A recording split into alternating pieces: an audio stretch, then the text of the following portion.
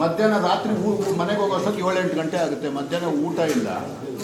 ಏರ್ಪೋರ್ಟಿಂದ ನಾವು ಬೆಂಗಳೂರಿಂದ ಕೂಗಳತೆ ದೂರದಲ್ಲಿದ್ದೀವಿ. ನಮ್ಮ ಮಕ್ಕಳು ಇವತ್ತು ಊಟ ಇಲ್ಲದೆ ಜ್ಞಾನ ತಪ್ಪು ಬಿದ್ದೋಗ್ತಾ ಇದ್ದಾರೆ. ನಮ್ಮ ಕೈಯಲ್ಲಾಗಿದ್ದೇನೋ ನಾವು ಸಹಾಯ ಮಾಡ್ತಾ ಇದ್ದೀವಿ ಸ್ನೇಹಿತರೆಲ್ಲ ಸೇರ್ಕೊಂಡು ಅಂತಂದರೆ ಅದಕ್ಕೂ ತಾವೆಲ್ಲ ಬಂದು ಬೇರೆ ಏನೇನೋ ಪರ್ಮಿಷನ್ ಬೇಕು. ಇನ್ನು ಬೆಳಗ್ಗೆ 5:30 ಹೇಳ್ತಾರೆ. ಬೆಳಗ್ಗೆ 5:30 ಎದ್ದು ಇಲ್ಲಿ ಬಂದು ಪಾಪ ಊಟ ಮಾಡಿರಲ್ಲ. ಇಲ್ಲ ಹೆಚ್ಚಂದರೆ ಬೆಳಗ್ಗೆ ಏನಾದರೂ ಒಂಚೂರು ತಂಗಳು ತಿನ್ಕೊಂಡ್ಬಂದಿರ್ತಾರೆ. ಮಾಡೋದು ಎಲ್ಲಿ ಹೋಗ್ತಾ ಇದೆ ಸಮಾಜ? ಏನು ನಾವೇನು ನಿಮ್ಮ ಹತ್ರ ಅನುದಾನ ಕೇಳ್ತಾ ಇದೀವ?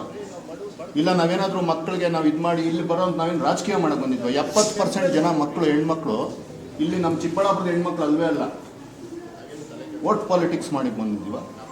ನಾವು ಇವತ್ತೇ ಬೇಕಿದ್ರೆ ಅನೌನ್ಸ್ ಮಾಡಿಬಿಡ್ತೀನಿ. ಪಾಪ ನಮ್ಮ ಶಾಸಕರು ನಮ್ಮ ಸಂಸದರು ಯಾರು ನನ್ನ ಬಗ್ಗೆ ತುಂಬ ತಲೆ ಕೆಡಿಸ್ಕೊಳೋದು ಬೇಡ. ಎಲೆಕ್ಷನ್ ನಿಲ್ಲಲ್ಲ ಅಂತೂ ಬೇಕಾದ್ರೆ ಬರ್ಕೊಟ್ಬಿಡ್ತೀನಿ, ಅಷ್ಟು ಭಯ ಬೀಳಕ್ಕೆ ಹೋಗ್ಬೇಡಿ. ಮತ್ತು ಜಾಸ್ತಿ ನಮ್ಮ ತಂಟೆಗೆ ಬಂದರೆ ರೋಡಲ್ಲಿ ನಿಲ್ಲಿಸ್ಬಿಡ್ತೀನಿ. ನಿಮ್ಮ ಕತೆಗಳೆಲ್ಲ ಗೊತ್ತು ನಮಗೆ. ಏನು ನಿಮ್ಮ ಕತೆ ಎಲ್ಲ? ಎಷ್ಟಾದ್ರೂ ಅನ್ಯಾಯ ಮಾಡಿಕೊಂಡು ನೀವು ರಾಜಕೀಯ ಮಾಡ್ಕೊಳ್ರಿ. ನೀವು ಹುಟ್ಟಿರೋದೇ ರಾಜಕೀಯ ಮಾಡೋಕ್ಕೆ. ಅನಾವಶ್ಯಕವಾಗಿ ನಮ್ಮ ತಂಟೆಗೆ ಬರೋದು ಬೇಡ. ನಾವು ಮನಸ್ಫೂರ್ತಿಯಾಗಿ ಆ ಹೆಣ್ಮಕ್ಳು ನೋಡ್ರಿ, 2-3 ವರ್ಷಕ್ಕೆ ಮದುವೆಗಳಾಗ್ತದೆ, ಪ್ರೆಗ್ನೆಂಟ್ ಆಗ್ತಾರೆ. ಅವ್ರು ಊಟ ಮಕ್ಕಳು ಹೆಂಗಿರ್ತಾರೆ?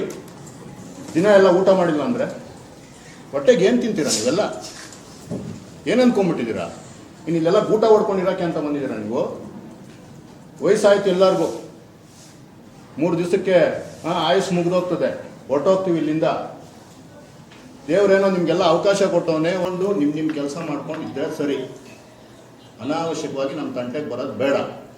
ಕೆಟ್ಟ ಕೆಲಸ ಮಾಡೋಕ್ಕೆ ಹೊರಟಿಲ್ಲ ನಾವು. ನಿಮ್ಗೆ ಏನು ಆ ತಂಟೆಗೆ ಬನ್ನಿ.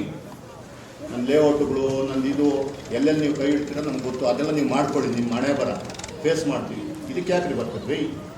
ಅಲ್ಲಿ ನೀವು ಬನ್ನಿರಿ. ನೀವೆಲ್ಲೆಲ್ಲಿ ಏನೇನು ಮಾಡಿದ್ದೀರ ನನಗೂ ಕೇದಕ್ಕೆ ಇಟ್ಬಿಟ್ಟಿದ್ದೀನಿ. ಆಲ್ರೆಡಿ ಕೇದಕ್ಕೆ ಇಟ್ಟಿದ್ದೀನಿ. ಒಬ್ಬೊಬ್ಬನ ರೋಡಲ್ಲಿ ನಿಲ್ಲಿಸ್ತೀನಿ. ನನಗೆ ಗೊತ್ತು ಯಾರ ಜೊತೆ ಯುದ್ಧ ಮಾಡ್ತಾ ಇದ್ದೀನಿ ಅಂತ. ನನ್ನ ಸೇಫ್ ಮಾಡ್ಕೊಳೋದು ನನಗೆ ಏನು ಮಾಡಬೇಕು ನಂಗೆ ಗೊತ್ತಿದೆ. ಜಾಸ್ತಿ ಆಟ ಆಡೋದು ಬೇಡ. ಅಷ್ಟಕ್ಕೂ ಧೈರ್ಯ ಇದ್ದರೆ ಸ್ಟಾರ್ಟ್ ಮಾಡಿರಿ. ಪಾಲಿಟಿಕ್ಸ್ ಅಂತ ಮಾಡ್ಬೇಕಂತಂದ್ರೆ ಮಾಡಿರಿ. ಇಲ್ಲ ಬೇಕಂದ್ರೆ ಹೇಳ್ಬಿಡ್ರಿ, ನಮ್ಗೆ ಭಯ ಆಗ್ತಿದೆ ಅಂತಂದ್ರೆ ಬರ್ಕೊಟ್ಬಿಡ್ತೀನಿ. ನಾನು ರಾಜಕೀಯದಲ್ಲಿ ಯಾವುದೇ ಕಾರಣಕ್ಕೂ ಎಲೆಕ್ಷನ್ ನಿಲ್ಲಲ್ಲ. ಊಟ ಕೊಡ್ತೀವಿ. ಯಾರು ಬೇಕೋ ಅವ್ರು ಬಂದು ಊಟ ಮಾಡ್ತಾರೆ. ನಿಮ್ಮ ಕೈಯಲ್ಲಿ ಯಾರ್ಯಾರ ಕೈಯಲ್ಲಿ ತಡೆಯೋಕ್ಕಾಗುತ್ತೋ ತಡೀರಿ.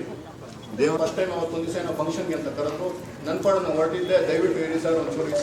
ಆಮೇಲೆ ಪ್ರಿನ್ಸಿಪಲ್ ಸರ್ ಎಲ್ಲರೂ ಸಂತೋಷವಾಗಿ ಒಪ್ಕೊಂಡ್ರು. ಊಟ ಕೊಡಿ ಅಂತಂದ್ರು. ನನಗೆ ಬೇಜಾರಾಯಿತು. ಏನಪ್ಪ ಇಂಥ ಪರಿಸ್ಥಿತಿಯಲ್ಲಿದ್ದೀವ? ಹೆಣ್ಮಕ್ಳು ಊಟ ಇಲ್ದಿರ ಹೋಗ್ತಾರ, ಸಾಯಂಕಾಲದೂ ಹಸಿಕೊಂಡಿರ್ತಾರ, ಹೊಟ್ಟೆ ಉರಿದೋಯ್ತು. ಆಯಿತು ಅಂತೇಳಿ ಇಮಿಡಿಯೇಟಾಗಿ ಬಂದ್ವಿ. ಪ್ರಿನ್ಸಿಪಲ್ ಸಾಹೇಬರು, ಲೆಕ್ಚರರ್ಸು ಎಲ್ಲ ಬಂದರು. ಎಲ್ಲಿ ಕಿಚನ್ ಮಾಡಬೇಕು ವ್ಯವಸ್ಥೆಗಳು ಮಾಡಿದ್ವಿ. ಕೊನೆಗೆ ನೋಡಿದ್ರೆ ಇದ್ದಕ್ಕಿದ್ದಂಗೆ ಪರ್ಮಿಷನ್ ಇಲ್ಲ. ನನಗೆ ಅರ್ಥ ಆಗಿಲ್ಲ, ಪರ್ಮಿಷನ್ ಏನಕ್ಕೆ ಬೇಕು? ಊಟ ಕೊಡೋಕ್ಕೆ ಒಂದು ದಿವಸ ಮನೆಯಲ್ಲಿ ಹೆಣ್ಮಕ್ಳು ಊಟ ಇಲ್ಲ ವಾಪಸ್ ಹೋದ್ರೆ ಇಲ್ಲಿಂದ